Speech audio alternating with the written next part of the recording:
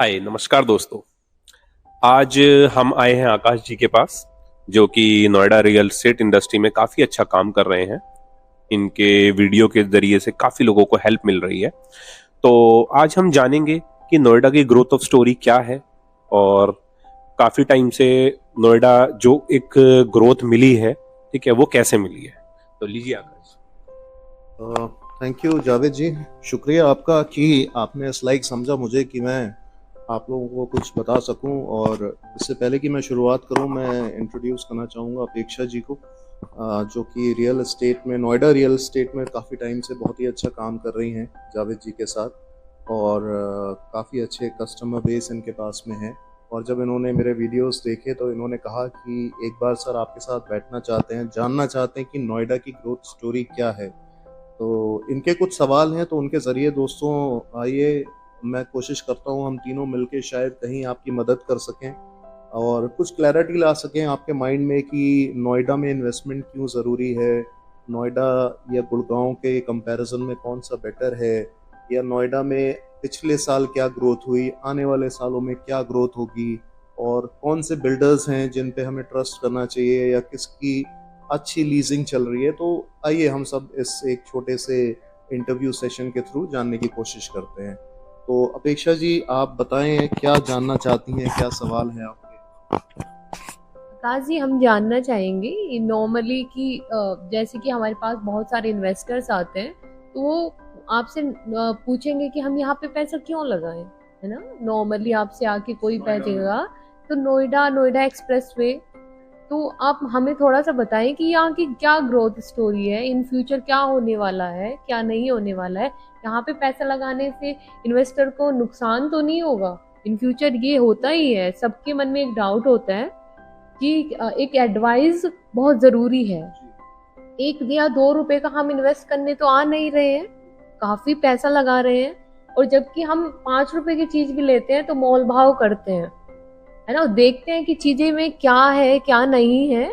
तो हमें थोड़ा सा ये बताएं कि हम यहाँ इन्वेस्ट करें या हमारे इन्वेस्टर इन्वेस्ट करें तो वो मतलब हमें हमेशा याद रखें, है ना, कि हमारे साथ जुड़े रहें, कि यहाँ पे लगा के हम फायदे में रहें। जैसे कि मेरे साथ पहले से ऐसे होता आया है, कुछ मेरे इन्वेस्टर्स एकदम फिक्स हैं, वो लोग हमें पैसा ये दे देते हैं कि अपेक्षा जी जाओ हमारे किसी अच्छे उसमें इन्वेस्ट करवाएं। तो थोड़ा सा हमें बताएं क्या है क्या नहीं है। हाँ जावेद जी, मैं समझता हूँ आपके भी लगभग यही सवाल होंगे, आपके कस्टमर्स के भी। तो मैं थोड़ी सी शुरुआत करता हूँ, आपको बताता हूँ नोएडा के बारे में। नोएडा की शुरुआत हुई थी 1986 में श्री संजय गांधी जी के द्वारा। और जब दिल्ली में इंडस्ट्रियल एरिया बहुत बढ़ गया, जगह कम होने लगी, पॉपुलेशन भी बढ़ गई और पॉल्यूशन भी काफ़ी बढ़ गया, तो एक ये फैसला लिया गया कि अब हम जो है किसी और एरिया की तरफ चलते हैं जहाँ पे हम इंडस्ट्रियल एरिया बनाएंगे। तो नोएडा को basically, Noida is like new Okhla industrial development authority. तो ये उसी का नाम है। तो ये इंडस्ट्रीज को डेवलप करने के लिए इस एरिया को गवर्नमेंट की तरफ से दिया गया था। और धीमे धीमे करके अगर मैं बात करूं कि सेक्टर 1 से सेक्टर 11 तक सारे इंडस्ट्रियल प्लॉट्स थे, फैक्ट्रीज थी, ऑफिसेस थे, पहला डेवलपमेंट था वो। और लेकिन अब क्या है कि समय के साथ साथ चीज़ें ऑर्गेनाइज होती जा रही हैं। नोएडा अथॉरिटी हमारे यहाँ बहुत अच्छा काम कर रही है और सारे सेक्टर्स प्रॉपर वे में डेवलप हो रहे हैं। और अगर मैं बात करूं ग्रोथ स्टोरी ऑफ नोएडा की, तो पिछले साल में अभी रिसेंटली कुछ बाहर की कंपनीज ने सर्वे करा है जिसमें ये पाया गया है जावेद जी कि पिछले एक साल में Noida, greater Noida express way पे जो प्रॉपर्टीज का रेट है, उनका जो एप्रिसिएशन है वो 30% तक गया है, अप टू 30%, जो कि बहुत अच्छा माना जाता है। एक साल में अगर आपको 30% की ग्रोथ मिल रही है तो ये बहुत ही अच्छी ग्रोथ है। यूजुअली आप कहीं भी जाएंगे तो इतना आपको अश्योर्ड रिटर्न नहीं मिलता है। Now coming back to the topic कि वाई नोएडा, नोएडा क्यों। तो नोएडा इसलिए मैं प्रेफर करता हूँ, देखिए गुड़गांव डेवलप हो चुका है जावेद जी, और गुड़गांव को बेसिकली 70 एकड़ SEZ मिला था, स्पेशल इकोनॉमिक जोन, जो कि गवर्नमेंट के द्वारा दी जाती है बाहर की कंपनीज को कि वो आके अपना इंफ्रास्ट्रक्चर बनाएं, सेटअप बनाएं। उनको उनके लिए टैक्स में रिबेट्स मिलते हैं, सब्सिडीज मिलती हैं। इन टर्न हमारा इंफ्रास्ट्रक्चर बनता है अच्छा, और एम्प्लॉयमेंट भी मिलता है। तो जावेद जी, गुड़गांव को जो है वो 70 एकड़ मिला था SEZ, स्पेशल इकोनॉमिक जोन। यही अगर मैं बात करूं नोएडा की, तो इनको मिला है 700 एकड़। तो आप इससे अंदाजा लगा सकते हैं कि 70 एकड़ में गुड़गांव की शक्ल बदल गई, तो 700 एकड़ में तो नोएडा में कितना ही डेवलपमेंट होगा। दूसरी बात मैं बात करता हूँ IT इंडस्ट्रीज के बारे में। जैसा कि नोएडा में आप जैसे ही एंटर करते हैं तो आपको दोनों तरफ ITES हब मिलता है। बहुत सारी IT कंपनीज ऑलरेडी यहाँ पे आ रही हैं। जो छोटे मोटे थे वो तो चल ही रहे हैं, लेकिन जो अभी लाइमलाइट में है उनके बारे में अगर मैं बताऊं तो सेक्टर 157 में TCS का पूरा कैंपस आ रहा है 75 एकड़्स में। तकरीबन 40 से 50 क्रेन्स वहाँ पे लगी हैं, आप आज भी जाके देख सकते हैं, या मेरे वीडियोस में आपको दिख सकता है कि वहाँ पे बहुत ज़ोरों से काम चल रहा है। ऐसा लग रहा है जैसे 20 बिल्डिंग्स या 20 बिल्डर्स का काम एक साथ चल रहा हो। मैं आपको बताना चाहूँगा वो सिर्फ एक IT जायंट है जो कि TCS के नाम से है। और इसके अलावा अगर मैं उसके सामने की बात करूं तो सामने आ जाता है गोदरेज 146, सेक्टर 146, जहां पे कि गोदरेज 146 का ट्रॉपिकल आयल लॉन्च हुआ था फेज 1, जो कि 700 यूनिट थी वहाँ पे। तकरीबन 2000 वहाँ पे चेक्स आए थे और कई लोगों को वापस लौटना पड़ा। 700 ही यूनिट्स अवेलेबल थी। अभी उन्होंने सेकंड फेज लॉन्च किया है। अच्छी बात यह कि उसके जस्ट बगल वाले प्लॉट में 17 एकड़ में माइक्रोसॉफ्ट अपना कैंपस लेके आ रहा है। तो अपेक्षा जी, TCS सामने, बगल में माइक्रोसॉफ्ट, बाकी ITES ऑलरेडी डेवलप्ड है, और ये तो कुछ कंपनीज हैं, ये बड़े जायंट्स हैं। जब ये अपने साथ आएंगे, यहाँ पे डेवलप करेंगे, अपना कैंपस यहाँ पे बनाएंगे, तो इनके साथ बहुत सारी छोटी मोटी आउटसोर्सिंग कंपनीज इनके साथ आएंगी जो इनका साइड बाय साइड काम करती हैं। तो अगर मैं गोदरेज या सेक्टर 146 की बात करूं तो वहाँ पे माइक्रोसॉफ्ट का ऑफिस हो गया, IGL का कॉर्पोरेट ऑफिस आ रहा है कई एकड़ में, मिठास की मैन्युफैक्चरिंग यूनिट लग रही है वहाँ पे। इसी तरह से अगर मैं बात करूं सेक्टर 1, जी जी जी मैम, बिल्कुल बिल्कुल प्लीज।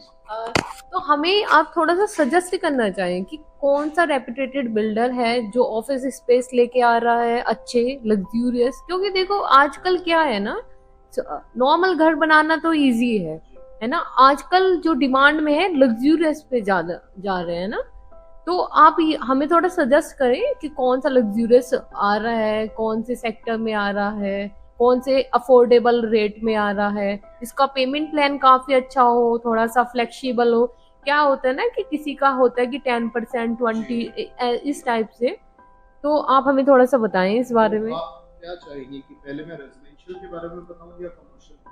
आप थोड़ा सा पहले कमर्शियल का दें, फिर हम रेजिडेंशियल पे आते हैं धीरे धीरे, है ना। थोड़े थोड़े इन्वेस्टमेंट से आप पहले बताएं और देन हम बड़े पे आते हैं। थोड़ा क्या है जो कि रेपुटेटेड बिल्डर हो, जिन पे इन्वेस्टर इजीली भरोसा कर पाए, है ना। बताएं आप थोड़ा सा। अपेक्षा जी और जावेद जी, जैसा कि आप लोग ने कहा कि ऐसा कोई बिल्डर बताएं जो कि ट्रस्टेड हो, रिनाउंड हो और अफोर्डेबल भी हो। तो मैं आपको एक चीज़ बता दूं, देखिए नोएडा की ग्रोथ स्टोरी जो मैंने स्टार्टिंग में बोला आप सबसे कि मैं आज बात करूंगा नोएडा की ग्रोथ स्टोरी के बारे में। तो इसका मतलब ये है कि नोएडा में ग्रोथ चल रही है बहुत तेज़ी से, रेट्स भी उसी हिसाब से ऊपर जा रहे हैं। फॉर एग्जाम्पल, हमारा Noida greater Noida express way start होता है सेक्टर 94 से। महामाया फ्लाईओवर जैसे हम क्रॉस करते हैं तो मयूर विहार की तरफ से जब आते हैं तो महामाया फ्लाईओवर पड़ता है जो कालिंदी कुंज को और मेरठ एक्सप्रेसवे को जोड़ता है। उसके बाद सेक्टर 94 पड़ता है, उसमें प्लॉट नंबर 1 पे M3M है जो कि 19,000 के रेट पे अपना रेजिडेंशियल लेकर के आया है। अगर हम थोड़ा आगे बढ़ते हैं तो हमारे पास में मैक्स आ जाता है, हमारे पास में JP का वेस्ट टाउन आ जाता है पूरा, जहाँ पे भी तकरीबन रेट जो है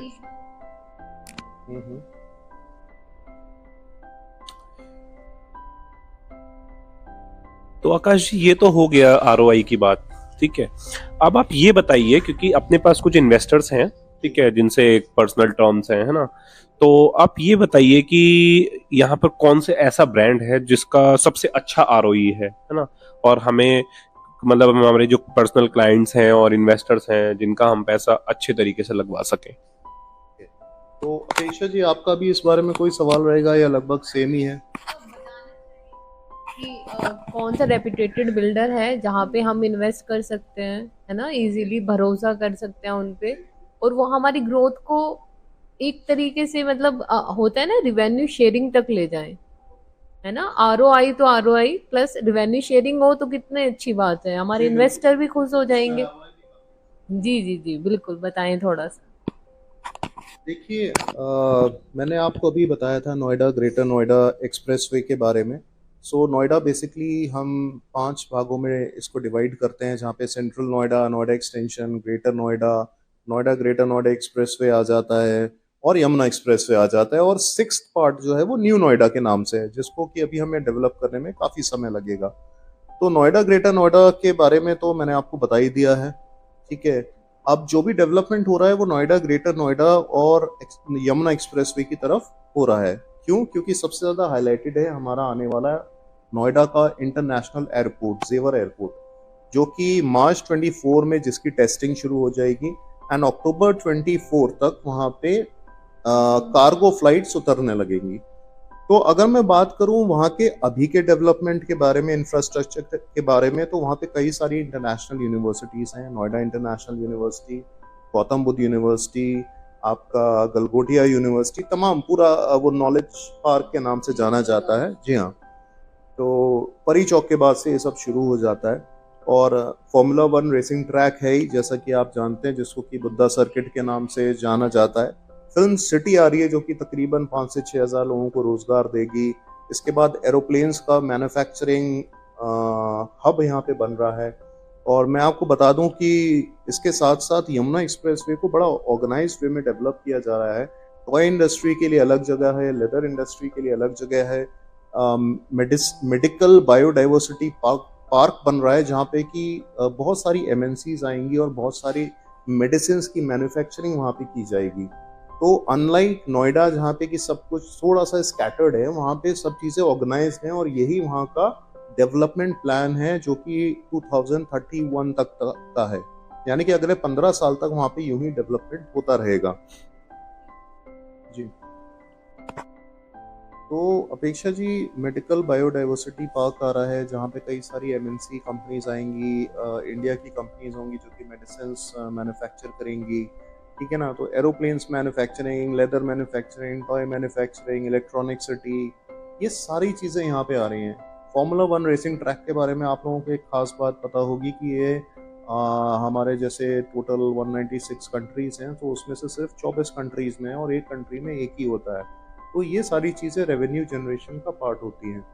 अब एयरपोर्ट आ जाएगा। एयरपोर्ट के पास से अब हम आपके सवाल पे आते हैं कि कौन सा बिल्डर है, या कहाँ पे इन्वेस्ट करना चाहिए, या कहाँ पे ज़्यादा आरओआई आएगी। तो जावेद जी, अभी एस अपना एक प्रोजेक्ट लेके आ रहा है यमुना एक्सप्रेसवे पे, 4 एकड़ में कमर्शियल प्रोजेक्ट ला रहा है, जिसमें स्टूडियो अपार्टमेंट्स हैं, जो कि सोल्ड आउट हो चुके हैं क्योंकि उसका रेरा आ गया है। हमारे पास फिलहाल कुछ फूड कोर्ट्स की यूनिट हैं, रेस्टोरेंट्स अवेलेबल है, बैंक्वेट हॉल अवेलेबल है, और वहाँ पे जो है वो पीवीआर भी आ रहा है, मल्टीप्लेक्स आ रहा है। तो कुछ इन्वेस्टमेंट की अपॉर्चुनिटीज़ हैं वहाँ पे, आप उसमें इन्वेस्ट कर सकते हैं, हमसे कांटेक्ट कर सकते हैं, हम आपको गाइड। जी जी। तो सर ये क्या प्रोजेक्ट है, मतलब ये प्री लॉन्च है या क्या चल रहा है, ये अंडर कंस्ट्रक्शन है, या फिर यहाँ पे क्या क्या अवेलेबल है हमारे क्लाइंट्स के लिए? जैसा मैंने बताया, ये प्री लॉन्च प्रोडक्ट है, लेकिन रेरा इसका आ चुका है, और रेरा आने के बाद यूजली 2000 रुपये का रेट सभी पे बढ़ चुका है। और प्रोडक्ट्स की अगर मैं बात करूँ तो स्टूडियो अपार्टमेंट है यहाँ पे फूड कोर्ट है, यहाँ पे बैंक्वेट हॉल है, यहाँ पे रेस्टोरेंट है, और इसके अलावा यहाँ पे आपको मल्टीप्लेक्स भी है।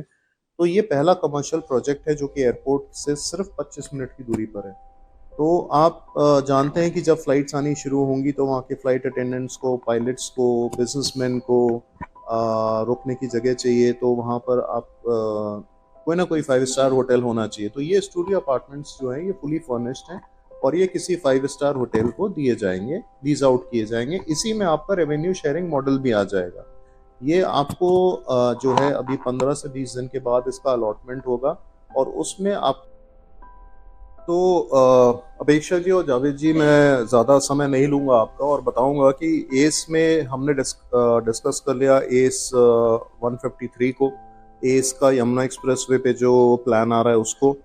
एस की लीजिंग बहुत स्ट्रांग है। एस कैपिटल इन्होंने 135 में दिया है, दो ही कंपनीज ने दोनों दो टावर ले लिए, एचडीएफसी और इन्फोसिस ने। उसी तरह से एस 153 को बोइंग और एयरबस अप्रोच कर रहे हैं। जो रिटेल है ग्राउंड फर्स्ट और सेकंड उसके भी बहुत ही नॉमिनल प्राइसेस हैं, आप हमसे कांटेक्ट कर सकते हैं और बहुत लिमिटेड यूनिट्स बाकी हैं। तो मैं चाहूँगा कि अभी आप उठा लें यूनिट्स, क्योंकि आने वाले टाइम में ये बहुत तेज़ी पकड़ जाएगी। मैं अगर बात करूँ सीआरसी की, जो कि सेक्टर 140 में पड़ता है एडवांट के पीछे, सीआरसी में कुछ दिन पहले लॉकेबल ऑफिसेज जो थे जावेद जी, वो 8,500 रुपये 9,000 रुपये के रेट पे थे और आज की डेट में 11,000 रुपये पर स्क्वायर फीट के रेट पे जा रहे हैं लॉकेबल ऑफिसेज। तो CRC is one of the very best options invest करने के लिए, क्योंकि यहाँ पे आसपास पूरा IT ES hub already developed है और इससे ज़्यादा डेवलप होने जा रहा है। तो एस के दो प्रोजेक्ट्स हो गए, सीआरसी हो गया, ग्रुप 108 के यहाँ पे 2 टावर्स आ रहे हैं विद एक्सक्लूसिव रिटेल, आप उसमें भी पैसा लगा सकते हैं। उसका भी प्राइस 6,500 से 8,500 पहुंच चुका है। ग्रुप 108 का 1 FNG करके प्रोजेक्ट है सेक्टर 142 में, प्लॉट नंबर 1 बैंगॉन FNG से कनेक्टेड है। इसी तरह से एक बहुत अच्छा प्रोजेक्ट है M3M का, जहाँ पे अभी डबल रेंट की स्कीम चल रही है और आपको 3 साल तक तो अश्योर्ड रिटर्न है 12% का, उसके 3 साल तक आपको डबल रेंट की स्कीम है, यानी कि जो वो अभी कमिट कर रहा है वो और जो 3 साल के बाद होगा वो उन दोनों को ऐड करके देगा। मेरे वीडियोस में आपको उसके डिटेल्स मिल जाएंगे। ऑल टुगेदर 3 साल तक 12% की ROI होती है और उसके आगे 3 साल तक तकरीबन 12-13% की और होती है। 6 साल में आपकी प्रॉपर्टी फ्री हो जाती है अगर उसमें हम कैपिटल एप्रिसिएशन भी जोड़ लेते हैं। सो M3M बहुत अच्छा ऑप्शन है। गोदरेज का जो फेज 2 लॉन्च हो रहा है वो इन्वेस्टमेंट पर्पज से बहुत अच्छा है, क्योंकि इसके रेट्स बहुत ऊपर जाएंगे, क्योंकि सामने TCS है, बगल में माइक्रोसॉफ्ट है। TCS तकरीबन 30,000 लोगों को एम्प्लॉयमेंट देगा और माइक्रोसॉफ्ट तकरीबन 15,000 लोगों को एम्प्लॉयमेंट देगा। तो 45,000 लोग तो यही हो गए जिनके लिए मात्र 1,400 फ्लैट्स अवेलेबल होंगे गोदरेज के। तो मैं उम्मीद करता हूं कि आने वाले टाइम में अभी बहुत कुछ होना बाकी है रेजिडेंशियल और कमर्शियल सेक्टर में, और ये बिल्कुल सही टाइम है नोएडा में पैसा इन्वेस्ट करने का, क्योंकि अब जाके प्राइसेस बढ़ने शुरू होंगे। और जाते जाते एक एग्जांपल और आपको दे देता हूँ एक्सपीरियन का, जो कि सेक्टर 45 में आ रहा है। अपेक्षा जी, आप मेरा वीडियो देख सकते हैं, वो लोकेशन बहुत खास नहीं है, लेकिन जिन रेट्स पे वो आ रहा है वो बहुत खास है। ये सिंगापुर बेस्ड कंपनी है, FDI है, हमसे ज़्यादा सर्वे करके इंडिया में आई होगी, और ये 18,000 पे अपने फ्लैट्स को लॉन्च कर रहे हैं। उसका साइज ज़रूर बड़ा है, 2800 और 3300, लेकिन गोदरेज में आपको एक फैसिलिटी मिल जाती है कि 1800 से आपके साइज शुरू हो जाते हैं, जो कि एक आइडल फैमिली के लिए अच्छा होता है, 3 BHK साइज।